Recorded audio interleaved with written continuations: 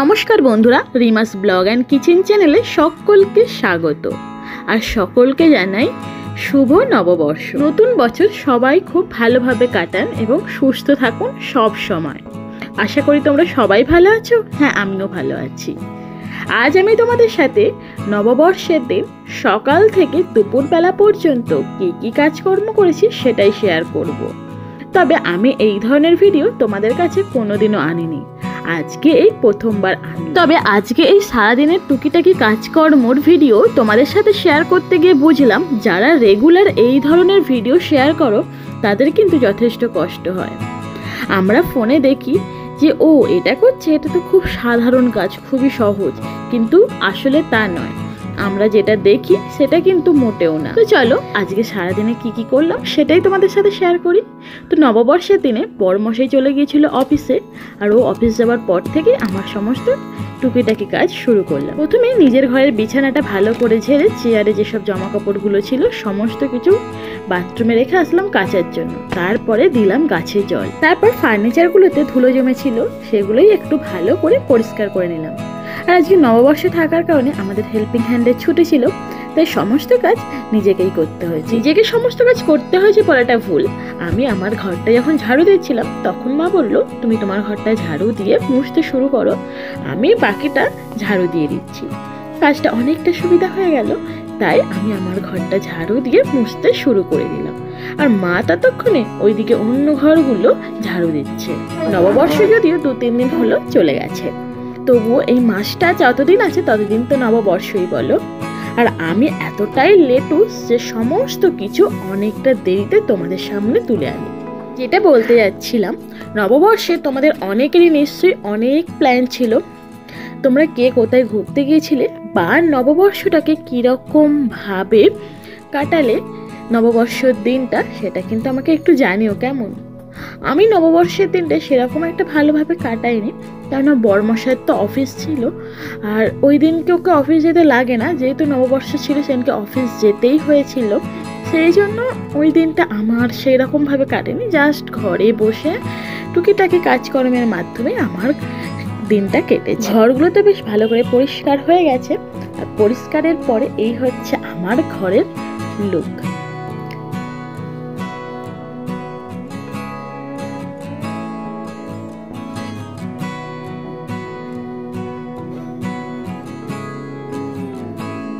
আর আমার ঘরের সব থেকে প্রিয় জায়গা হচ্ছে এই ওপরের কর্নারটা। এই একটারে কি আমি খুব সুন্দর করে সাজিয়ে রেখেছি আমার মতো করে।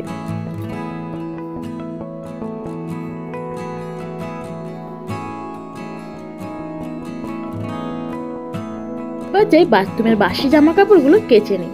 তারপরে যেসব জলের বোতলগুলো ফাঁকা হয়ে গিয়েছিল সেগুলো একটু ভরে নিলাম। আর মা কিন্তু ওইদিকে রান্না চাপিয়ে দিয়েছে দুপুরবেলার জন্য। ততক্ষণে মা ওইদিকে দুপুরবেলার জন্য রান্না বসিয়ে দিচ্ছে। মা আপাতত এখন করছে নোটে শাকের চচ্চড়ি। নববর্ষের জন্য বাঙালিয়ানা খাবারটাই রাখছে। তবে হ্যাঁ, প্রথমে কিন্তু চাইনিজ ছিল। আমিই বললাম আজকে যেহেতু নববর্ষ, সমস্ত খাবারগুলো মানে রান্নাগুলো বাঙালিই হোক। মা ওইদিকে রান্নাটা করছে, আর মা আমাকে বললো তুমি তাহলে টিফিনটা করে নাও। তাই আমিও বসে পড়লাম টিফিন করতে। মা শাকের তরকারিটা করে চলে গেল স্নান করতে। স্নান টান করে এসে আগে পুজো দিয়ে দিল মা।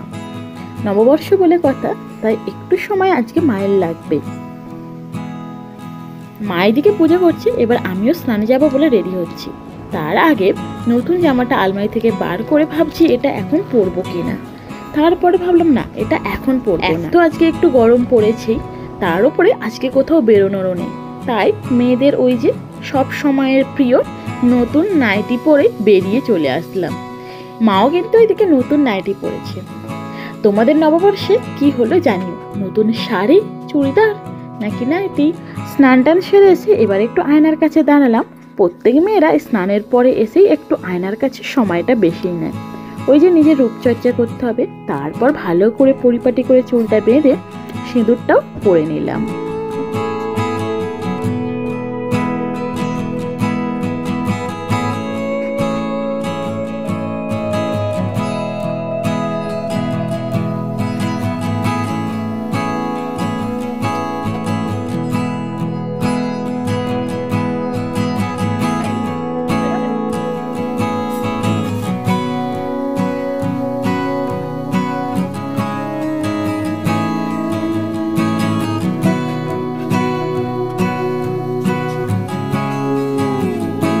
স্নান টান করে এসে একটু ঠাকুর প্রণাম করিলাম, যদিও এটা প্রতিদিনেরই কাজ।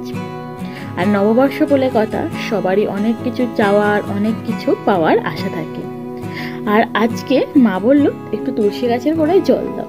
যখন আমি ঠাকুরকে জল দিই তখন তো জল দিই, কিন্তু যখন মা ঠাকুরকে জল দেয় তখন আমি আর তুলসী গাছের গোড়ায় জল দিই না।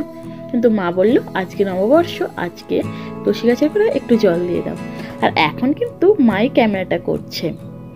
আর এইদিকে জল দেওয়া হয়ে গেল, আর মাও কিন্তু টিফিনটা করে নিয়েছে। টিফিন করে মা আবারও চলে গেল রান্নাঘরে শুক্তো করতে। এসে দেখি মায়ের উচ্ছে ভাজা, কলা ভাজা আর সজনে ডাঁটা ভাজা হয়ে গেছে।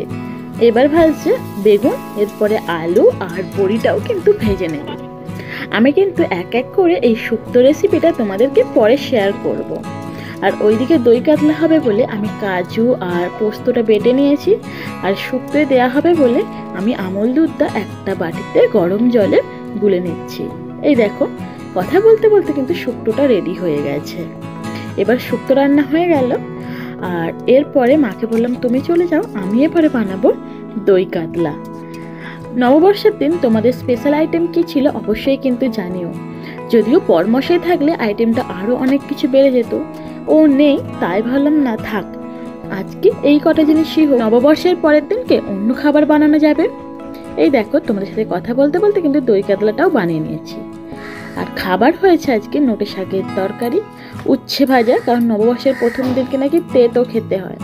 তারপরে আছে এই শুক্তো, দই কাতলা, আর সাথে তো আমাদের সবসময় চাটনি আর পাঁপড় থাকে, তার সঙ্গে মিষ্টি তো আছে। তো এই ছিল আমাদের দুপুরের নববর্ষ স্পেশাল মেনু। রান্না বান্না হয়ে গেছে, এবার বাপিও চলে এসেছে। বাপি স্নান টান হয়ে গেলে আমরা সবাই মিলে মধ্যাহ্ন ভোজনটা সেরে নেব। তো এই ছিল আমার নববর্ষের সকাল থেকে দুপুর পর্যন্ত রুটিন। আজকের এই ভিডিওটা তোমাদের কেমন লাগলো আমাকে কিন্তু অবশ্যই জানিও। আর যদি ভালো লাগে তাহলে অবশ্যই লাইক করো, কমেন্ট করো। আর যে সকল বন্ধুরা আমার পরিবারে নতুন আসছো তারা প্লিজ চ্যানেলটাকে সাবস্ক্রাইব করে পাশে থেকো। সবাইকে আমি আবারও জানাচ্ছি শুভ নববর্ষ, সারা বছর তোমরা খুব ভালো থেকো। তাহলে দেখা হচ্ছে পরবর্তী ভিডিওতে। আজকের মতো টাটা, বাই বাই।